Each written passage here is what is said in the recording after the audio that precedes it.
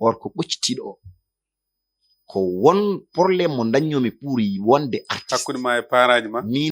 théâtre o kam bon nattirmi hen à part nde min mbaɗanno ɗum en boyinaji e kawtal yiɗɓe timtimol ko mboɗo jogino cousin am goto ne wiye Kema ko Guissé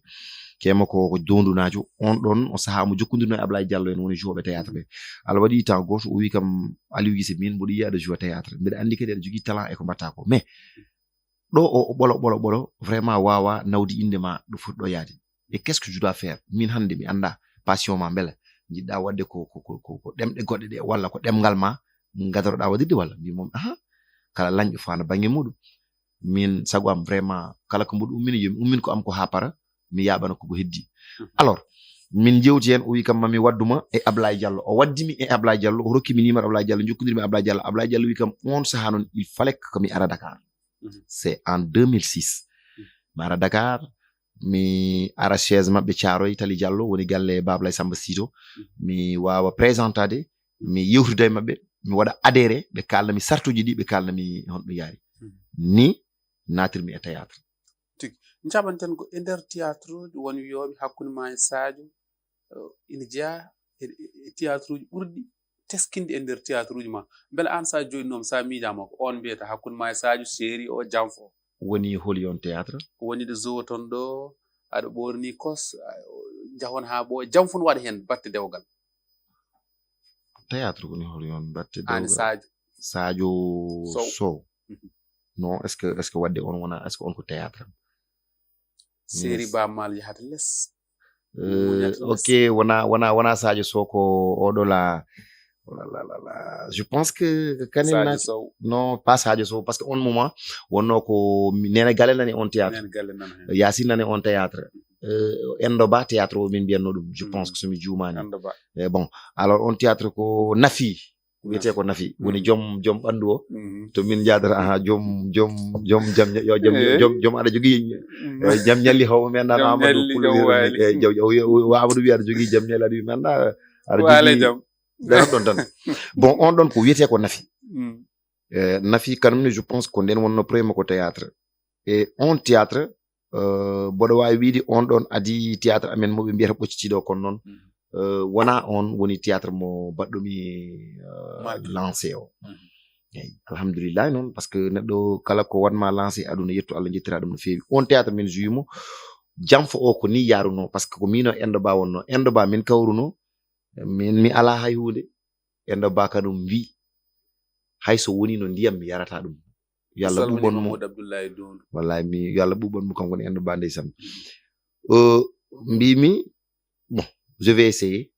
minne kadi mami waɗɗum Allah waɗi on saha mi ala hay hunde kala ko joguinomi jeeymi ɗannin jawdi heewi woni hen noon kadi min dardata worɓeɓe ko jawdi e mbimo min wonno message o eyyi ƴettumi revanche garmi malheureusement won ko findinono ɗon alors min jeehi caggal leydi ko jamma e ñalawma ko pele baji rewɓe pele baji ha ɓami hen ñaw woni gartumino noon vise mi on ñaw ramdum xaalis o ko waaji o namdinomi kalis o eyyi mami wonde mum mi andini ɗum vraiment winomi so woni no ndiyam mi yarta mami yar ɗum hufƴo ɗum alors or kadi mi ƴettañowo fawo mum ɗum waɗi après mbanmi ɗum marqué on point gasni e nder film o min créé yen en pistolet pour vraiment holko waɗi choisir ñawo mi heeɓi mbiɗa jogui mi totti ɗum joni noon pistolet nani so tawi kanum yiɗi ko tirdemi yo tir waɗa walla kala ko waɗi hen choisir donc avant makko omo tira hoore mum waɗi ko deux choses kanko andi ñaw hankkadi déjà heeɓimo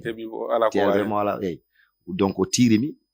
o gayni o tiri hoore makko donc ɗon film won noon ɗiɗo fof jaadon voilà ɓoccitiɗo création ɓoccitiɗo lomti Aliou Guissé jimo mogiyanki holno arti très bien merci beaucoup wonno ko Waly Diantang minen e lewru ala fayore wonno ko en 2006 Allah waɗi on saha ko Sané yimɓe ɓe mbiyanno kam min nde puɗɗimi wadde théâtre nde ko wonnon ko Sané wonno idolam kadi aussi e banggue théâtre o on saha kanko wonno goto baɗɗanoɗo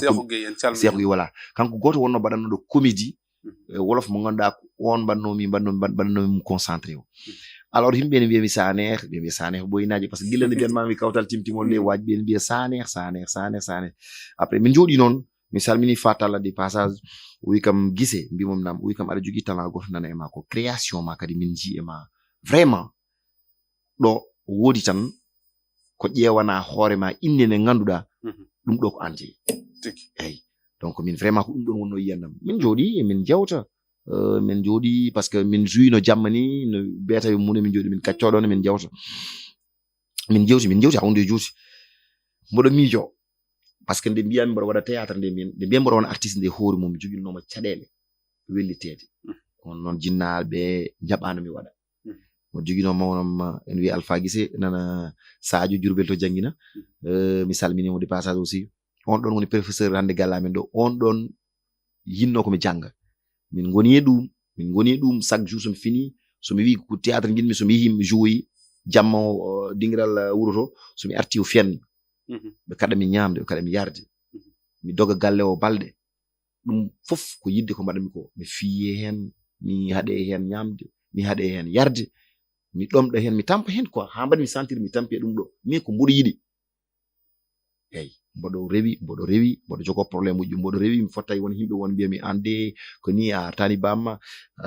a watta ɗum ɗo nangam jennoje kewɗe probléme uji kewɗi gurmi ɗum mais alors mi wawa wadde hen haydara comme si an gandi ko passion ko yidde ko Allah waɗi ɗum e ɓerdam kadi mboɗo yiɗi ɗum bon ha Allah waɗi jour goto kanko grand frère o yeeɓi théâtre amen dingiral hakkude to mais o yeeɓi nde théâtre nde affaire o tuusimo rôle o ɗon jounomi ɗon ko won suka debbo goto mbanmi ɗum reedu gaynumi mbanmi ɗum menacé mbimi so tawi wi ko min mi hirsa ɗum affaire on no mo joue mi affaire o tuusimo wiyeti noon wi kam emin jooɗi min kacco wi kam bon mi haɗanima wadde théâtre mais a janggat fuɗɗima jabde mi haɗanima wadde théâtre mais a janggat mbimom d' accord mboɗo wadda hen très bien nden woni noon mboɗo wadda hen métier woni menuisier métallique effectivement mboɗo waɗa hen mboɗo janga to métier o mboɗo waɗa théâtre o mboɗo janga mboɗo waɗa théâtre o ha Allah waɗi ne yaadi vraiment ne yaadi par ce que mi waɗi pendant 7 ans e menuisier métallique o ha jour on ɗon moɓe jaltumi yaade waɗoy théâtre nde on saha gartumi e ko Fatalla haalno ko mbimi Fatalla wi kam na mbiye kam ɓoccitiɗo pourquoi mi haalani ɓe holko tagi ɓoccitiɗo mbiyata ko mbiya kam ɓoccitiɗo jo théâtre an kandi so ɓe e nder théâtre mbiyata kam ɓoccitiɗo somi paami ɓoccitiɗo kanti a ɓoccitima dow nayeɓɓe très bien par ce que no muusini ɓe gacciti kam ko piindi tan dañi ɗum mi ɓe meeɗa namdal kadi effectivement vraiment ko piindi dañi sens on ɗon franchement parler andude yimɓe ɓe inde ɓoccitiɗo par ce que inde ɓoccitiɗo nde yalti théâtre oɗon ko neditaniraɗo yimɓe jakori bon ko en tant que neditaniraɗo ko taniraɗo innorde tan ɓoccitiɗo walla vraiment en tant que ko bonɗo nedi ɗum mbuɗi ɓoccitiɗo non or ko ɓoccitiɗo o ko won probléme mo daññomi pour wonde artiste hakkude ma e paraji ma min e jinnaɓam muusi no feewi ɓe jiiɗa affaire aro ha Allah waɗi puntidirmaɓe ɓe jaɓanimi ɗum ni woni innirmi hooram ɓoccitiɗo à cause de ko vraiment to keppinomi ɗo mi keppitima ɗon mi dañi ɓoccitade wawde wadde ko jinmi ko ɗum addi inde ɓoccitiɗo caggal keppitiɗa min keppima minen morceau goɗɗo keppanamin